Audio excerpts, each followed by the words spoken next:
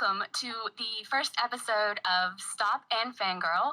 I'm here with Lizzie and Lyra, and before we get started today, Lizzie and I want to wish a very happy birthday to Lyra. Happy birthday! Thank you. She's turning 16. That's not true. Since this is our first episode, we're going to start with introductions. And since it is Lyra's birthday, I thought we would start with her. Lyra, tell us a little bit about yourself, what kind of fandoms that you're involved in, how you started into fandoms, and what you're currently interested in watching. Okay, I'm trying to decide what order to go in that. We could start with when I started in fandom. When I was younger, watching Cartoon Network, Inuyasha. I don't know if you guys remember that. I love that. Yes. That was my first step into fandom life, and right now it's everything DC, The 100, The Walking Dead, and yeah, I don't know. I love books. I'm currently obsessed with Miss Peregrine's Home for Peculiar Children, and I watched Pitch the other day, and I was really surprised. I loved it. Okay. We'll talk about that more later, because we have lots of good things to say about Pitch. Lizzie, you go. I go. I got started in fandom really, really young, like 9 or something. I was watching the X-Files, and I would sneak into the computer and look for fan fiction. I am not ashamed to admit it. But that wasn't really like I lurked in the fandom. I wasn't involved until Harry Potter came into my life, and then that was it. I was full into fandom. And I made a lot of fandom friends when I was really, really young, and my parents should probably not have let me like get on a plane to go meet people because I was like 16, but they let me, and I made friends for life. So that left me with the idea that fandom is wonderful, and that's how we're here. Agreed. Okay, what are you currently interested in? I feel like I watch everything, but I'm gonna go with Lyra and say a lot of superheroes. Um, and Once Upon a Time. I'm catching up on Blind Spot, and surprisingly, I don't love it, but I can't stop watching it. I don't know what's going on. And I also watch Pitch, and I like that's probably gonna be my new thing. Like if this could be an hour of talking about Pitch, we would manage it. So now you get to introduce yourself. Oh, me. Well, I think that my first actual into it has been Arrow. So I'm a late bloomer. I've liked a bunch of things like Harry Potter. I was really seriously interested in, and I watched Xena and X-Files and all that stuff growing up. But Arrow's been the first meeting other people in the fandom kind of deal, and it's been a learning experience for sure, and I've made some really great friends like you guys. So yeah, and I don't want to talk about myself anymore. Arrow, I'm watching a bunch of stuff. I like when things blow up and there are explosions. Okay, let's get into the meat of what we're here to talk about, which this episode is focused on the fall preview and what we're most excited about to see this fall. Whoever wants to start can start. Pitch! Lizzie? Pitch. We're excited. Like actually, I'm gonna be honest. Before I watched the pilot of Pitch, I would have said Designated Survivor without a doubt. I watched Designated Survivor a while ago, and I thought it was really well done. It was an engaging pilot. I wanted to know more. Like when the episode ends, you're like, "What? Wait. Where's the other episode?" And that's always a good sign. And then I watched Pitch, and when the episode ended, and I was in tears, I was like, "Forget about the other show. What was the name of the other show again? I don't remember." So Pitch is the thing I'm looking forward to the most. Let's talk, without giving away spoilers since it is a new show, let's talk a little bit about the premise and what exactly that you guys liked about it. What stood out for you? Okay, so Pitch is about a young pitcher who becomes the first woman to play in the major leagues. It becomes the story basically of a girl. I feel like they treated it Sorry, I feel like they treated it just like any other movie that you've seen in like the theater or any show that you've ever seen of a tough dad trying to push his daughter to do better and like become part of this grand scheme of, a league. And she gets there and we're introduced to her first game. She's already passed a lot of hurdles and I don't know, like she's so ballsy, and you expect the show to be a specific way. You expect the show to go into sports and statistics and do this whole like game. It doesn't. It's not about that at all. It's about the people around her. It's about her friends, the people who push her, and her father, which is Michael Beach. Oh my god, I love him. Michael Beach also, um he's from The 100. If you recognize him. Yeah, but you didn't love him in the 100. Oh, I didn't love him in The 100. In The 100, he plays Pike. He is the worst person ever in the entire world. And in Pitch, he doesn't smile at all. So you're like, okay, something's wrong, but he's kind of the same person. But when he does smile, you're like, holy shit. This is a different Michael Beach. I really, really like it. And all the women are so badass. Like, Ali Larder plays her agent, and she would probably cut you just with like one swift look. Apparently, she made Gerard Butler cry as well, so it's a plus. I love all these women. I just because I just wanted to say that for a show that I expected to be about sports, it ended up being probably the most feminist show I've seen. Like the writing, and it's just I'm saying it's feminist, but it's really not. It's just a show that treats women and men like equals. And at this point in time, even that is like, woo, look at this. This is so much so good, and it's just because we're not used to like good writing, and we're basically not asking that much of TV these days. We're asking for TV shows not to fuck it up like Barry Allen. I'm sorry, like Barry Allen is gonna come up a lot. We're really sorry, but like Flashpoint is a thing that's been like ruining our lives. And they didn't turn it into an episode of Law and Order SVU because you're worrying about it. You're like, okay, there's a female being introduced to male dynamics, and they're gonna turn it into this weird. Oh my gosh, she's changing in the locker room. But they don't give a shit about that. It doesn't matter because that's not the premise of the show. They're not gonna turn it into like some crime drama all of a sudden. It's a girl going after her dream and getting it. And it's refreshing that a woman can exist in a man's world without immediately having to worry about being assaulted or any of that stuff. Like it's not that kind of story where they're going to talk about that. Absolutely. Is what I'm getting. No, so I don't it's like she can have her career, and it's not focused on that as much. I don't even think we're gonna get a romance, at least not yet, because they don't seem to be focusing on that.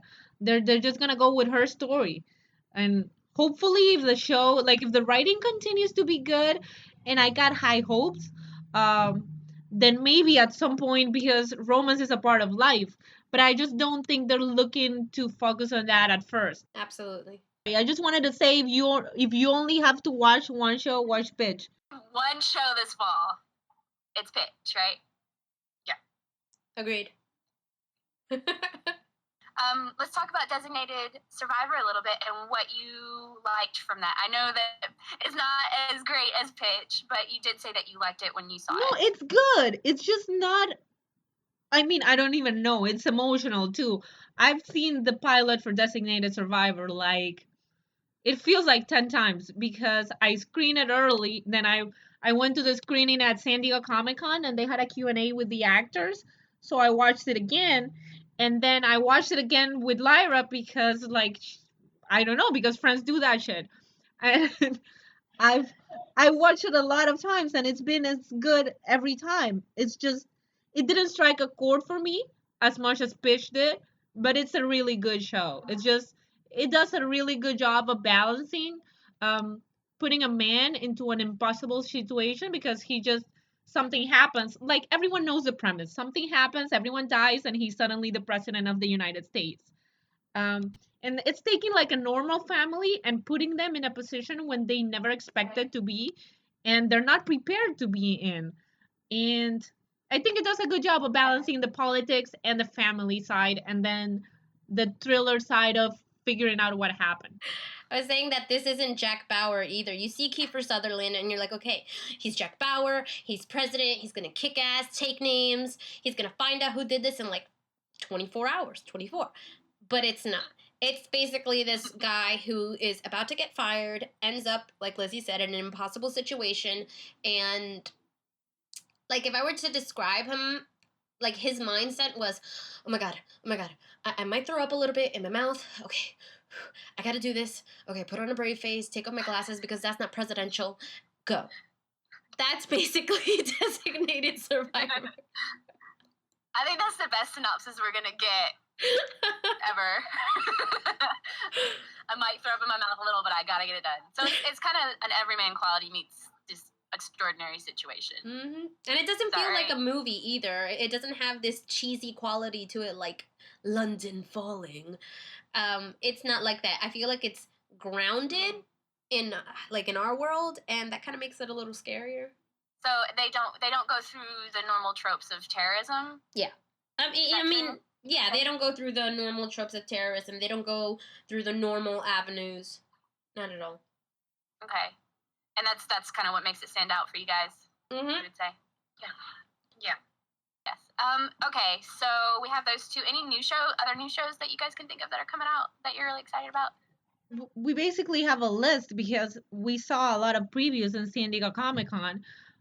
We stayed for the whole of preview night, and like Frequency, I'm really excited for Frequency too. Frequency premieres after we need to talk about when these shows premiere. Designated Survivor premieres on September 21st at 10 on ABC, and Pitch is on September 22nd at 9 on Fox. So you should check both of those out. And Frequency is October the 5th after Arrow on the CW. And Frequency before Pitch, like again, I keep comparing the shows to like one to the other, but it's just Frequency made me cry. Like I was sobbing in the ballroom 20 at San Diego, and Lyra was sitting beside me looking at me like, what the fuck, Lizzie, why are you crying? I love the movie. I absolutely love the movie. And I watched it and it just didn't hit my feels at all. And I was like, okay, I don't see how this could be expanded into a whole season. I see it being back and forth. She changed something. Now the future is different, back and forth, until it's such a hot damn mess that it's become Legend of Tomorrow and you don't know Legends of Tomorrow and you don't know where it's going. That's what I'm afraid of. I love that it's a female lead.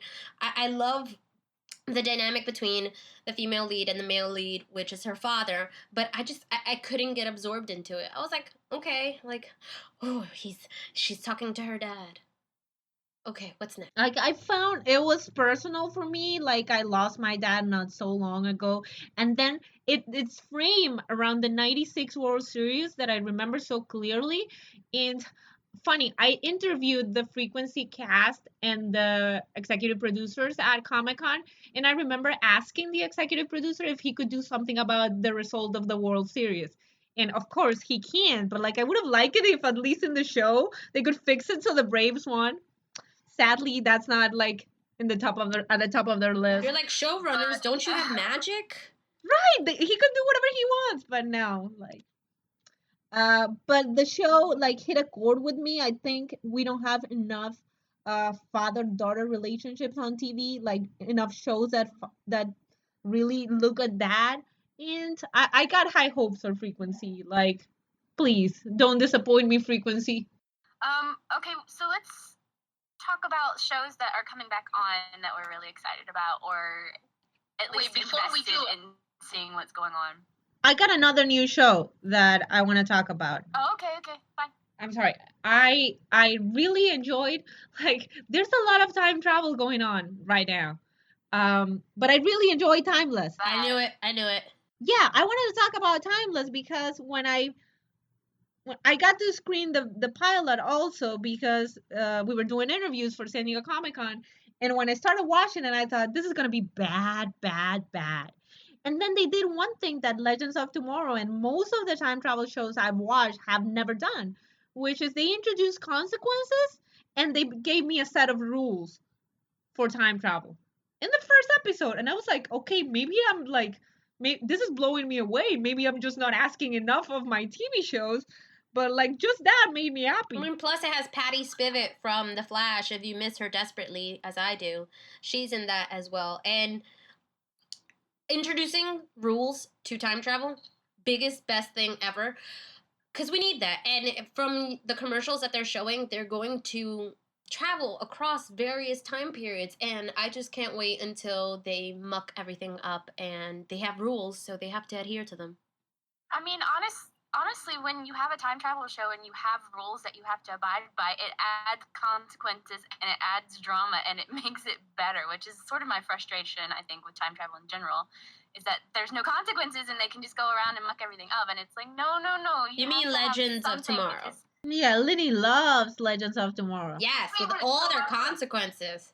oh my god, I hate that show. I don't like to say I hate any show, but oh my god. Oh, it's so bad. Like I the only thing that I can say about that show is that Katie Lotz is amazing at everything she does, and that's it.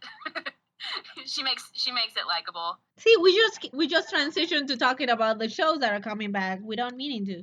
Yes, we did. What are we most excited for? Would you say about shows coming back? Honestly, I'm excited for Arrow. Not Flash, but I'm excited for Arrow to come back. It's a different start for everybody. They're closing the chapter, as they say, which that's really, really ambiguous. You're like, what chapter are you closing? I guess the flashbacks are going to end, but we're going to get Bratva. Diggle's not going to be there, so I'm going to cry maybe a couple minutes. We have new guys coming in and trying to be trained because Oliver can't handle all this shit by himself. He's mayor, he's protecting the city, and we have no idea what's happening with Olicity, which makes me, again, want to sit in a corner and quite possibly cry a little bit. But I'm excited for Bratva. I want it. For Arrow, for me, I know I said that was my first fandom. I feel like the last season was a little bit my faith a little bit in the writing. I love Diggle. I love Felicity, and even the idiot that is Oliver. I do enjoy, action and all that kind of stuff. But I feel like the writing, I'm not as excited for this season. Although I love Bratva's story lines, I think that I'm not as excited because it seems like lately the writing is so focused on the drama that they've forgotten to tell a good story. Yep. Like they're creating drama out of nothing, and I don't know. I'm a little disappointed, and I'm hoping that this season that they take it in a different direction. But me too. It's the baby mama drama. I'm telling you, I think that started like a domino effect. They had to take care of it, and they just didn't take care of it the right way. No, and after they brought that up, they had to break up Felicity and Oliver. But even that, they did. It was badly written, all of it. Like, I think we agree that season 4 was not as good as we expected. Yeah, she started walking when she was gonna like walk away from him. Like, what? That doesn't happen. Straight out of Days of Our Lives. I'm pretty sure that happened sometime in Days of Our Lives. Okay. oh yes. I'm excited for Supernatural to come back, even though it's on its 24th season. I mean 12th. 30 years into it. Seriously, every single time I look at Supernatural, I'm like, I don't understand how they could continue with a storyline they've done, demons and angels and the darkness. They've done God, and now they've brought back Mary Winchester, their mama. And she's going to be acclimating herself to this world. She's going to be acclimating herself to having adult children. And I'm excited. I want this, I interviewed her at Comic-Con, Mary Winchester. And she was just so beautiful and so ready to start training. She said that Jensen Ackles is teaching her, or helping her out with her training because she's actually going to be out there hunting with the boys. And we need some females on Supernatural. After Charlie, rest in peace. Yeah, we need some girls in Supernatural. Desperately. They love to kill their women on that show. It's their favorite pastime. They love to kill their women on a lot of shows. A lot. Yes, well, yes. Arrow's guilty of that too. Mm-hmm. Yeah. What about you, Liz? I'm excited for Once Upon a Time. I'm excited. Like I know you're excited for Once Upon a Time too because you want to see two Reginas, Lyra. Oh my god, I love Regina. I have like heart eyes every time I see her, and she's gonna spend half of the time dressed as the evil queen. Bring it on. Double wardrobes. I'm all about the wardrobe. So this season it's two queens? Is that what you're... Well, that sounded a little bit better in my head. Yeah, she did this thing where she like split the evil half of her, and now the evil half of her is walking around, and the good Regina is like there, but the evil queen is also there, and she has to struggle with the darkness, but the darkness has a form or whatever. I actually really enjoyed Regina and the evil queen for two separate reasons. I like the evil queen. Like I don't like the evil queen. I don't think anyone does, but I think the actress does a good job of doing evil. And I enjoy. I know a lot of people like Regina is one of those characters. People either love her or hate her. I like her. I'm even gonna go close to love her. She's not my favorite character. I like Emma much more, and I'm so excited for Emma and Hook. Like I'm more excited for Emma and Hook, who have become one of my favorite, if not the favorite couple on TV because they used to be close with Olicity, but like the things that Oliver did last season, I can't. I can't with Oliver. So now Hook and Emma, who seem to be like doing the right things, like they're going the right way, even if they don't seem to get any time alone together. Like God, Like, give me 5 minutes. They had a they house can't. together. Like, come on, 5 minutes. Just of them lazing about, Right? cuddling each other. They need some time together alone. It's been like 4 seasons. I actually like Regina a lot. But yeah, I'm excited for Once Upon a Time. I think I'm excited. My favorite Disney movie is Aladdin, and they're bringing Aladdin this year, and I just love it. I'm excited. Yep, and Jasmine's hair. I know they probably won't do it, but I want Jasmine's hair. Like the way they had it in the movie, please. Just a little bit. Oh, didn't you see the pictures? It looks pretty good. It looks similar. It does? I must Google. Yeah, there are pictures. Google is your friend, Lyra. Google is my friend. Google is everybody's friend. Everybody's. Google is our Lord and Master. Worship the Google. And some people just don't know it. Worship it.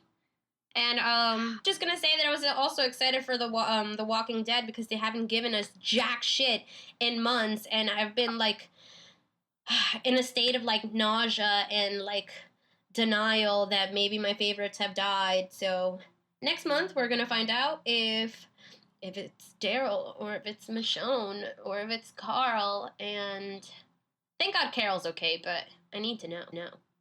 So they're gonna kill off everybody pretty much by the end of the series.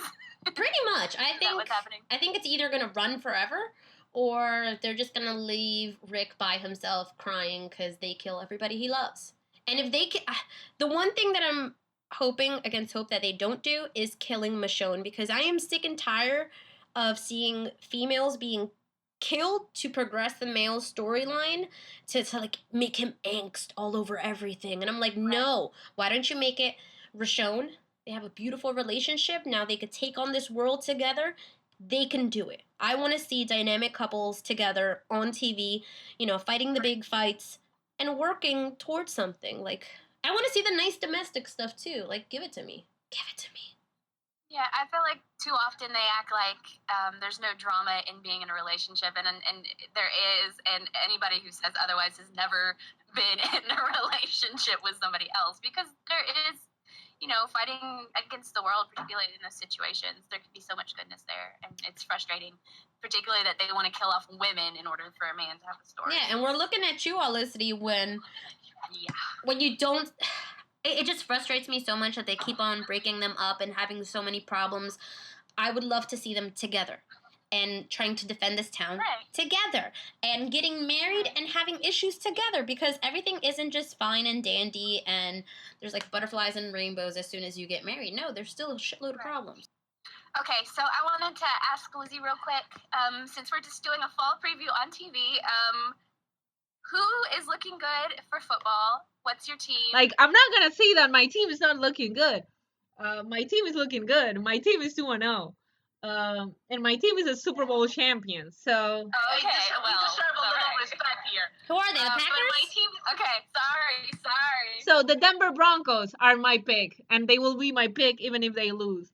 And I like this question because I know like I can't imagine people listening to this and going like, no, this is my team or my team is like there's a lot of female football fans, despite what some people might think, because I know a lot of female football fans and a lot of people I've met through other fandoms and through watching TV that on Sundays are tweeting the NFL, for example.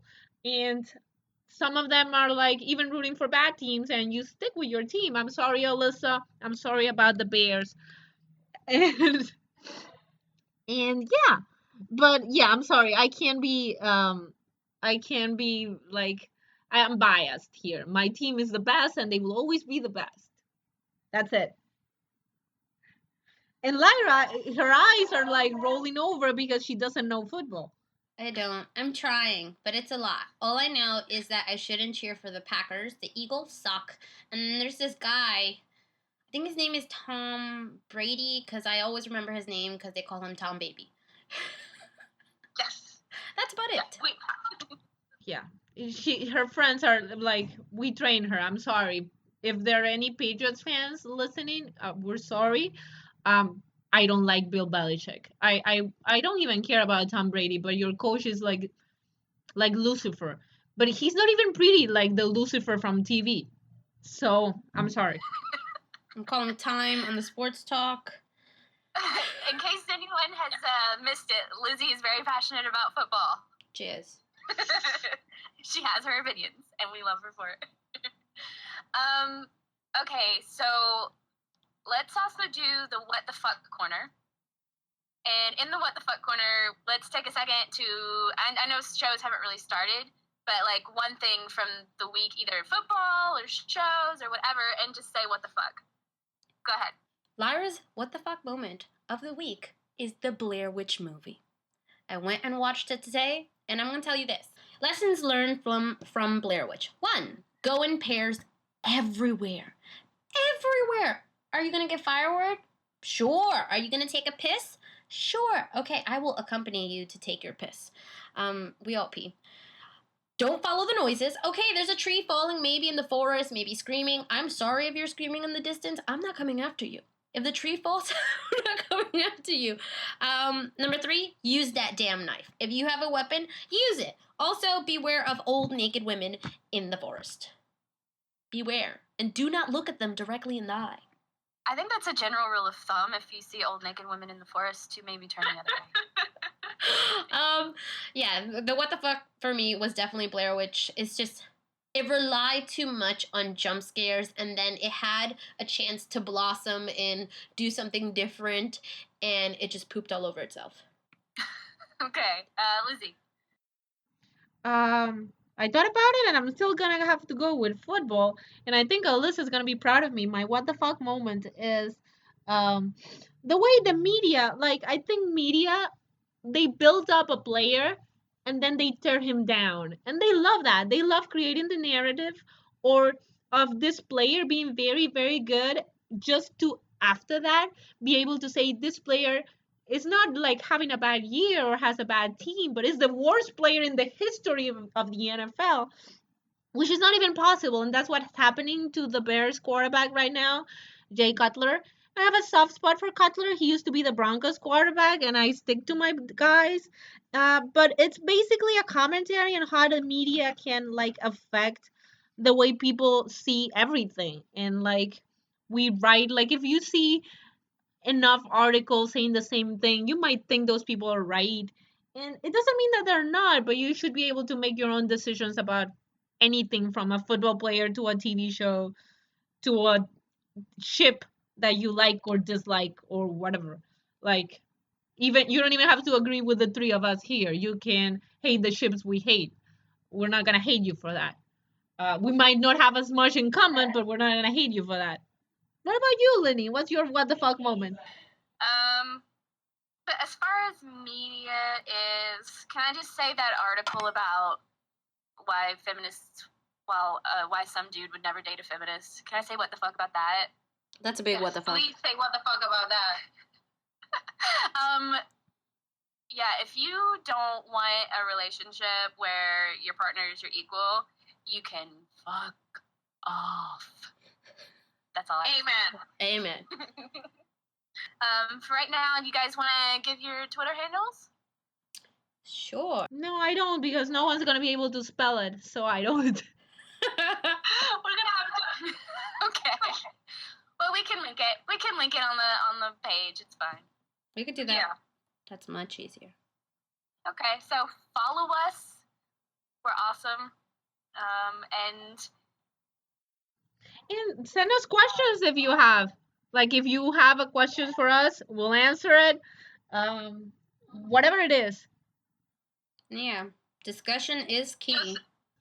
Just know that we're gonna answer if you ask. So like don't ask if you don't wanna know. We might have a lot of opinions. Yeah. Don't ask if you don't want to know, and if you say something stupid, then your name is going to be attached to it, and we will talk about it.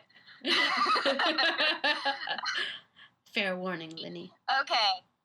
So our handles will be attached. Come say hi. And everyone out there, stay unicorn.